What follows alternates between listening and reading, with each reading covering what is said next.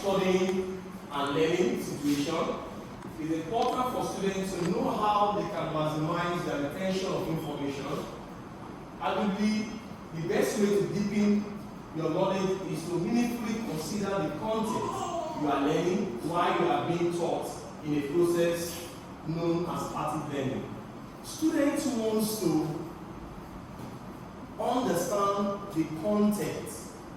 Our content we are going to be using in the classroom has to be clear in the mind of the educator. Has to be clear. And once it's clear, and the way we present that content help the student to retain.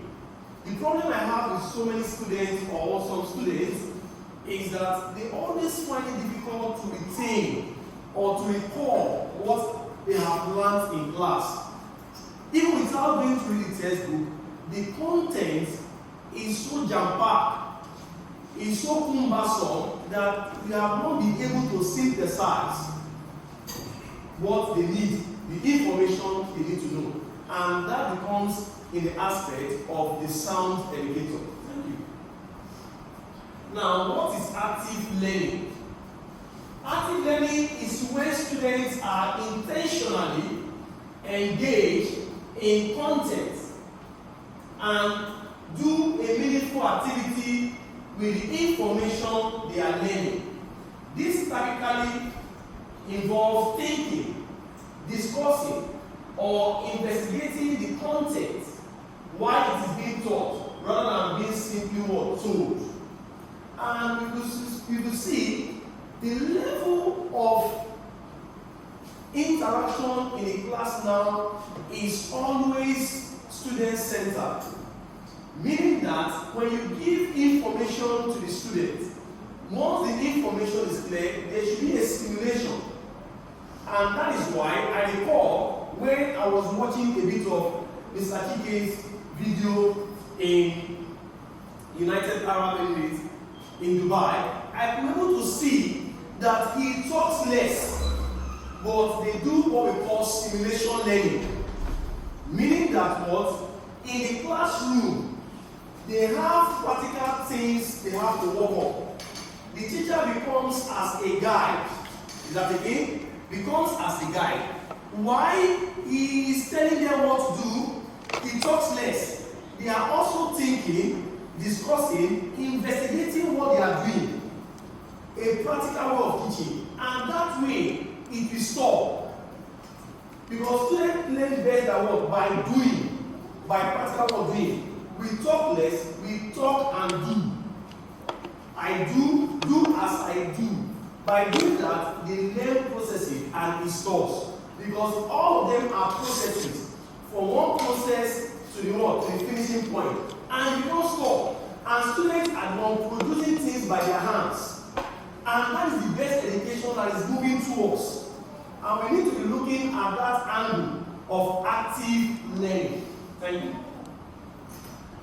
An active learner will feel motivated to want to learn, and they will make connections with how the material is relevant to their life instance of just memorizing it. They will have the ability to reflect on their learning and experience multiple ways to engage with what? Information. And that's why I said that when I was doing my program, BSc Management in Institute, most of our materials, I thank God that water was able to what? They sowed the land and water wiped all. But there was a particular one that pains me, I put in the carton. And that was the aspect of statistics and data science. That one paid me so much.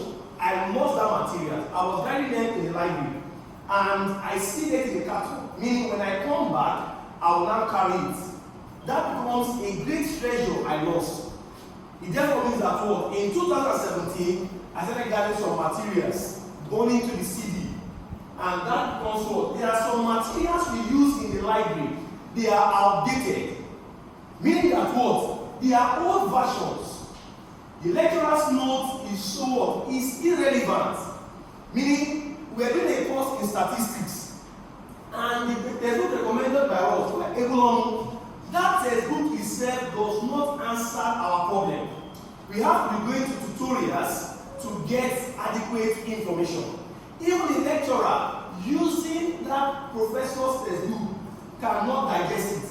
When it comes to the board to explain, and as he's presenting the argument or the explanation, he will hang, meaning that what? He doesn't know what the step to take again.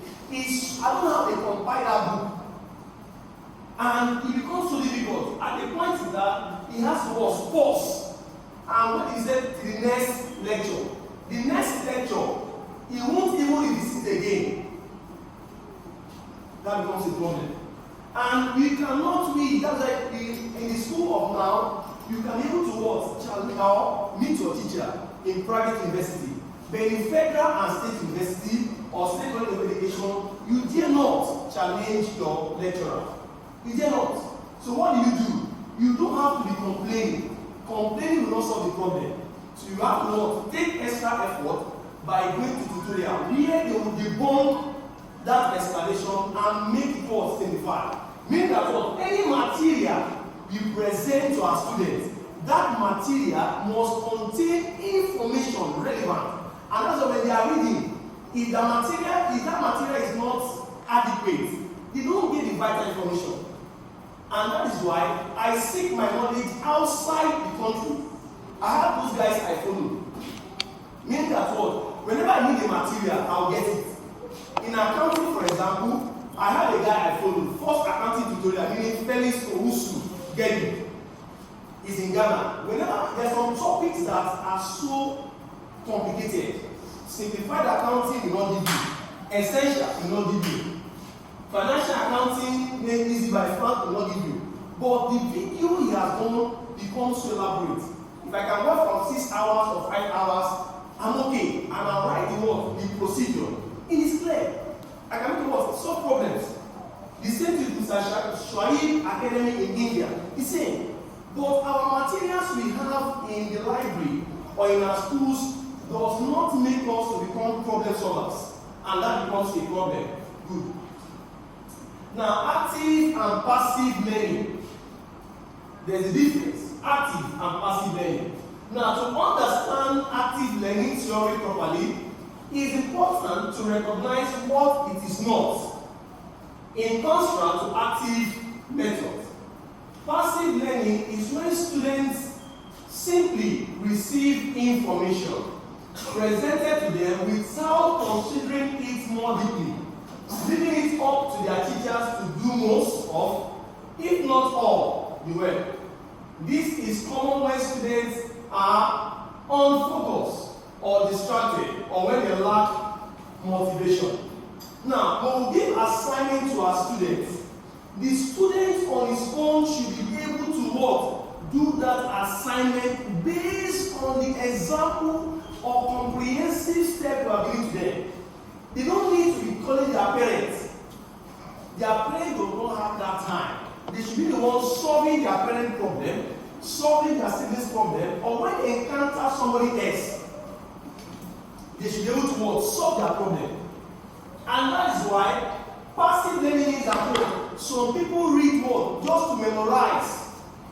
Just to pass exam. Exam is coming. They are what? They are panicking. You don't supposed to panic for exam. In fact, exam for me is like a battle. I tell you, when I want to write any exam, adequate preparation. And if the material is solid for me, there's no problem. Before the exam, I should be able to have adequately practice and practice. So if I'm going to write, I may not finish, but it is super A. That is just it. And that becomes what? The material. The students are so scared to open their book. The book, nothing is inside. There's no content. Practical example. A student came, which is what? Bosagenes. He came for St. Finbar's, my school I attended. And I was thinking, the accounting they have done is so solid. And when he came, what happened? I said, is the foundation not adequately taught? What happened? Can you bring me the blessed accounting teacher textbook? Let me see. And he said, you bring it. I said, I'm not serious. Bring it, let me see. And when he brought that textbook, that notebook, and behold, when I was going through that notebook, a lot of assignment was undone. Practically because of what? He has not understood it. It was not clear. Because once the mind conceives the idea, and it is set to in the medulla, you can be able to work, do it on his own. His assignment is undone assignment. Why? Because he has not understood it. And in that result, there was a passive learning with that teacher or in that room. And that becomes a problem. And I was looking, there are some foundational topics like principle of double entry that are supposed to have been digested because there is a word procedure. As you move to advance, you continue to see what make use of that relevant concept and principle.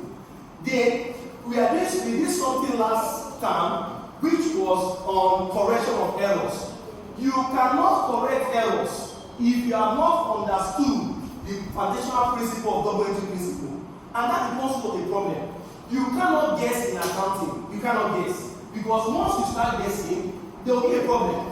Any procedure you take, any step you take, has a final implication. And that is why he was only gambling. And as he was gambling, he had not gotten it. And the same topic they have fitted, we have not done that topic in our own school year. But when we treated that topic here, he cannot withstand A to victory. Why? Because of what? The foundational principle has been digested. And that becomes a reality. Active learning. When we train our student becomes our co-teachers. Our student becomes our co-problem solvers. Meaning that what? Our students should be able to enter to the classroom and solve problems. Or teach and pass information to one another. And that was that. Even when Providence, Simon brought his own notebook again. There was also foundational work issue. That means what? Passive work learning.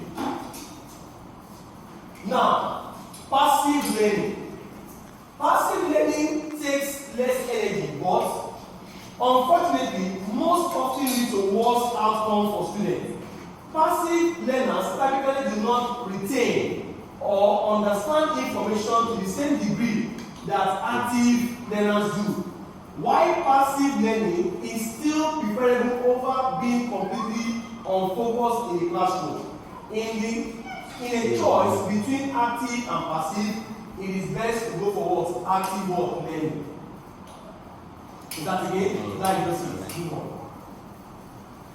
Now we cannot see clearly, but we can be able to know the difference. The difference between active and passive learning. Can anyone give us? Active and passive learning. Difference? In the active learning, every student in the class will be involved actively. Okay. They will be involved. Nobody can. In active learning, student can doze off. Good. Because they will be actively involved. But in passive learning, student can say, so students find it difficult to understand what they do, so they will sleep. But in active learning, every student in the class will be actively involved. So it will be difficult for them. Very good, very good. Thank you, sir. Kudos. Where's again? Active, passive learning. Differences. Active, passive learning. Active, passive learning. Active learners.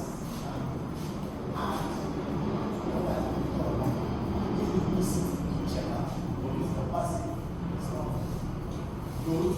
Very good. Kudos. Active learning. Active learning is not more students say.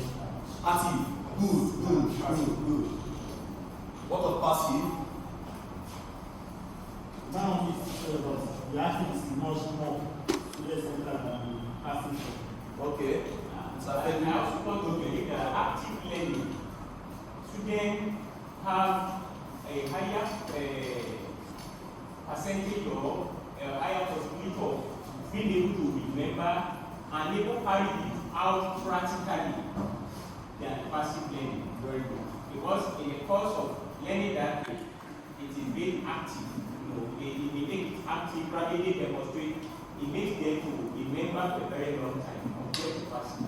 And active learning takes much time. Active learning? Yes, Okay. require more time. So it is not easily practical in the school where the number of periods is too short. Okay. Compared to passive learning. Good. Okay, I'm going to feedback. Okay. But what was I said? Active learning is actually being active. Okay. I'm making it practical. Okay, But yes, contribute to the class. And make it simplified. You know, understand of everybody. So let's get what you can say and you can apply it. With the application of all of these things that really matters. They apply to reality of what they do. The person really just approach growth learning, just memorize, just cram, just this one is not there's no depth. Yes. You get it, don't run into it, and when you ask question, just answer the question. Yes. But you don't have information, the foundation is still very, very weak. So, actually, what I said is like a practical class. You know, teachers teach, students, they contribute, answer questions very well, give examples of what they are taught. But passive learning means when students are just neutral, indifferent, and simple about what they are being taught. That's Very, very good, sir. I love that point. You want to say something again? Ms. Kalista, say something on active learning, passive learning, say something. Say something. Have you observed that? Have you observed? Maybe your own class, practical. Is anyone, did you observe something on students on that active and passive learning? Yes, you see, for example, when students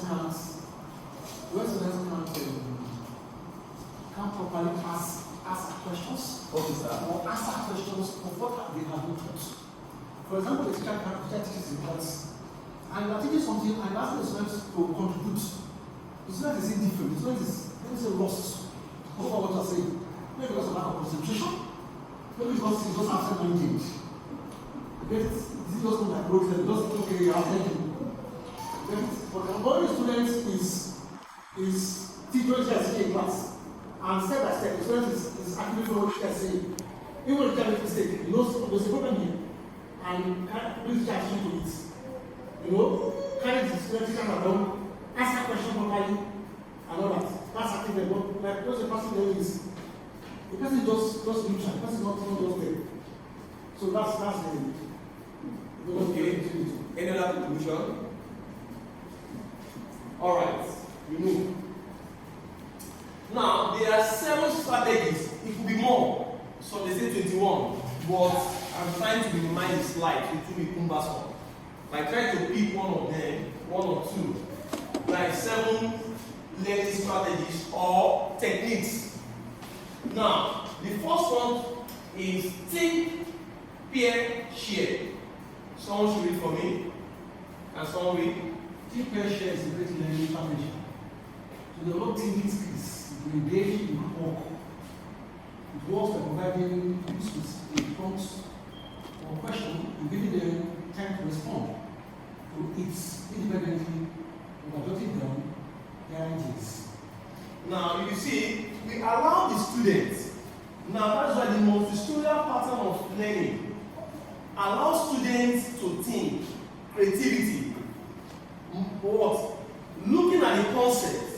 You allow students to what? Look at the concept, try to bring out their own idea. Because every student has an innate knowledge. They have natural knowledge on their own. They can have some ideas they want to say.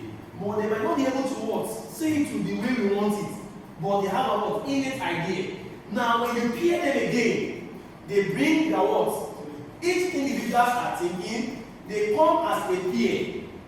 Then when they come as a peer then, and you observe that there are some students that work well when they are peer. Why some prefer to choose one? You might even allow them to choose their own peers, or sometimes. Or you might what? If you check, you can also use them too. Now, they come to share. And when they are sharing, they are explaining. And when they are explaining, you will see that what? They will bring out some solutions and some ideas.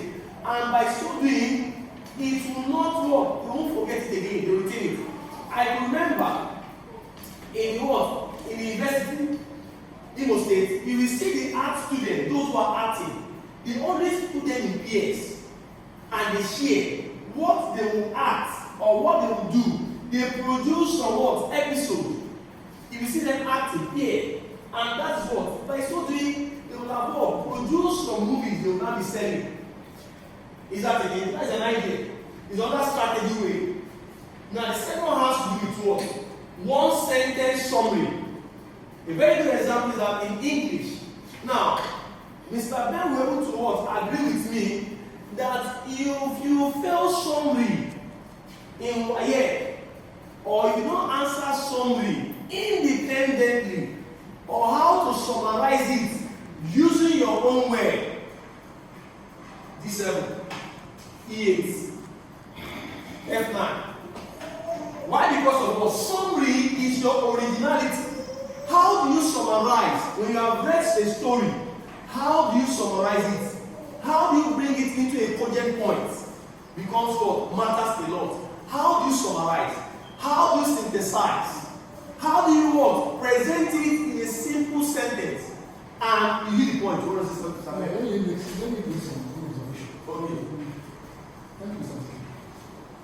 See, nothing can be sweeter faster in learning than most of us are in groups. Most of us are put in groups to learn among themselves. It's a very fast, quicker way to learn. And the teacher doing all the talking. And the students will respond to questions.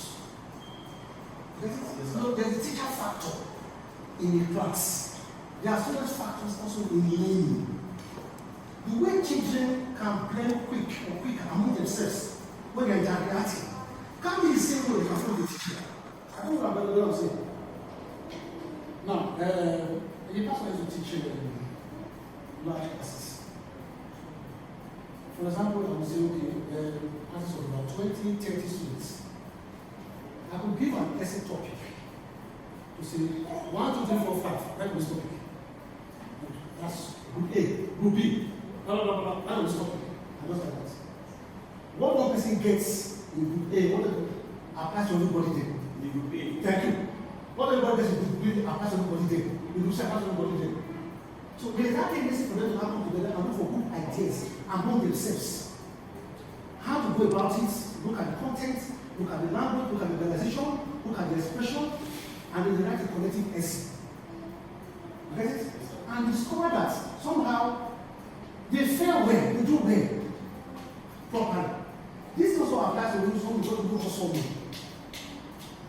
Get it? Ability to express yourself in your own language. Don't necessarily what the teacher has said goes a long way. It makes some things sink deeper. Even when you're reading a textbook, forget about English and English. Whether in accounts, whether in biology, whether in economics, whether in history, or anything like that. When they carry this chapter, for example, and writes it on his own, you get it? That understanding is highly forgotten. Then when the teacher has said, a teacher's kind of writing, your own ideas, you get it? The people who go to them easily understand. Children understand easier when they put things on their own. I don't know what I'm about to do. When they put things on their own, they understand it better. They only just memorize from the word teacher's idea and all that. Their teacher's idea is also good, but their own idea, and how they communicate it. That's where the summary and the pair, the issue of pair comes in. So pair group, putting children in groups to discuss is a very vital and valid way to make them quickly grab what the teacher is teaching and among themselves. You know, children have different abilities in the class system. Different abilities. You get it? So let them be strong. So if you are putting them in groups, also look at how this one is strong. You bring this group, this one is good, you bring this group, and just like that. So then. So the strong ones can help the weak ones, and you can flow away. That was like Okay. Okay. We move on. Now, role playing. Role playing can be used to help improve children's confidence and encouragement and encourage collaborative learning. Now, there are some topics. Is that again? It might be in CRS, Christian Religious Studies. Is that again? And when they come, to act that passage of the scripture, they take different character and they act on it, they will never forget. Is that again? I know a school where I taught, a small school, famous companion group of school. Now, the principal is a literature teacher. Now, in the assembly, there is always animation on different role play. It won't take like 15 minutes or 10 minutes. And the students will present it, those in the world, those who can act, and most especially those in the literature student art class. And by so doing, it becomes a way of allowing the students to bring out their best. I realized that when I started teaching in Kenneth Dike high school, some too mobile cannot even express himself, standing to present. But I was seeing in biology classes, he's even trying to make some points and even prepare presentation. There are some students who like presentation or role play or assign something for them to do. In my own time, I hardly come outside to speak. I'm a very shy person, strong introvert, but I like one-on-one sharing. But when you come to ask me to come and perform a role play, to come and do all those things, I cannot. But one-on-one interaction, you will enjoy me. I'm not boring. Now, role play, have you seen the active play? And by so the class become lively, most especially even the children. And that's why if this primary school was to be here, I would have loved that to be on the left. Gotten some points here too. Because this role play here help them to be active. There is no student that will be sleeping in class. Do you know that there are some students that always feel joy when they see a certain teacher in their class? Or when they have a certain teacher in their class, that brings out their best. They are always having that passion. And for me, education is about what? You have to have the enthusiasm, the passion, the willingness to learn. Learning for me has to be done in a way to entice the student, to make the student willing to learn. Because when you want to pass information to the student, and that's why, if you can be able to make it as a form of mnemonic or a song, there are some French songs, I can't speak French, but there are some French songs we were taught in kindergarten. And sometimes I try to remember those things. They stick. Is that again? And that role play makes everyone to bring out their best. And some students you see, you might even catch them young and see those who can become actors and actresses. By so doing, they are moving towards what? Their careers and vocations. Thank you. The fourth one, just-in-time learning. A method of active learning that uses a blend of class discussion, collaboration, and individual learning. Your students will be given a task, usually reading, to do outside of the classroom in their own time. Now, this one has to do what? You blend them. They come, they discuss. You put them in a group. You might give them a topic. In that topic, they need to perform a role in that topic. When you group them, you allow them to have time. They will meet, they will discuss, they bring their individual input, they summarize it. When they summarize it, they come to share. And by so doing, the teacher will be getting something. If a student you are teaching cannot impart you, education is give, you receive. I give you, I collect. This teacher can also get from the what? The student. The student can also what? Is the what? Is the symbiotic relationship. Meaning that what? There is a mutual benefit between the what? The teacher and that of the student. And a student, some students have idea. I can remember when I was in St. Peter Catholic School, a Catholic school, and in that class I was the sixth teacher in 2017 to 2018, different sections, just 2 sections. Now, that class was the most difficult class, and I was thinking to work in a secondary school. I was just thinking to work in a secondary school, but the secondary school had been what? Had been shut down. Lack of what? Management.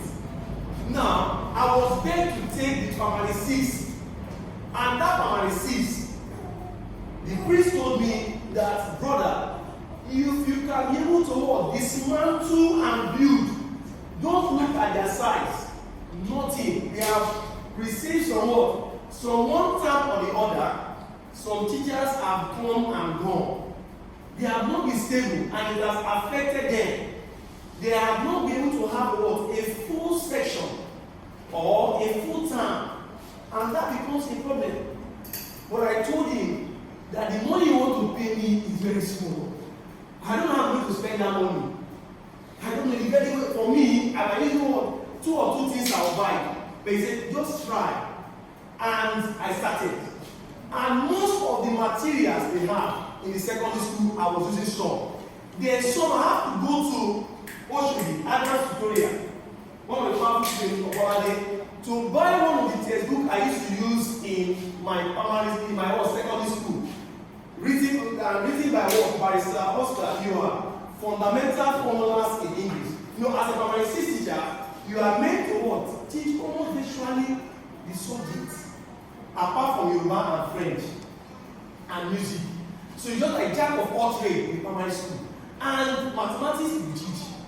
And all those things. And I begin to work on them. And I have to work to them to my own standard because they are going to write what? External what? Exam. And when one person wrote external exam, which was federal, and I said, if you write, I don't think you may be able to pass. Why don't you wait for the what? The CAS exam, which is always by what? By